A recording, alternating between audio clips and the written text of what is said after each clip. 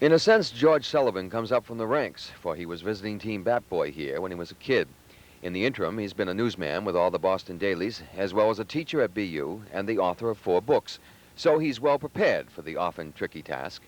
There has grown in sports, in professional sports particularly, a somewhat disquieting thing where it's become, in some ways, and I'm not talking about the Red Sox only, I'm talking about many teams, it's us and them between the media and the ball club at certain times. And it is a disquieting thing, and certainly I think it's wrong, and I would certainly like to help break that down, and with your help, we can do it here.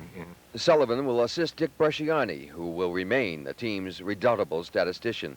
There were warm words for Bill Crowley and his 20 years service to the team, but it was inevitable. There would be Crowley himself who would speak his own piece and state it best. He had these parting words for the Boston media, and they are words that ought to be heard. You people regard yourselves as maybe a little bit more important than you really are.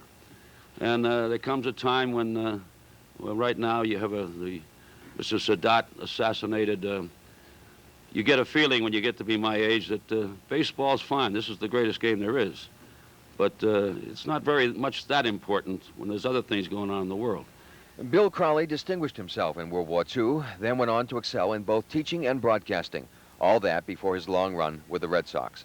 He was not a man who told people what they wanted to hear, but there are those of us who will always respect that.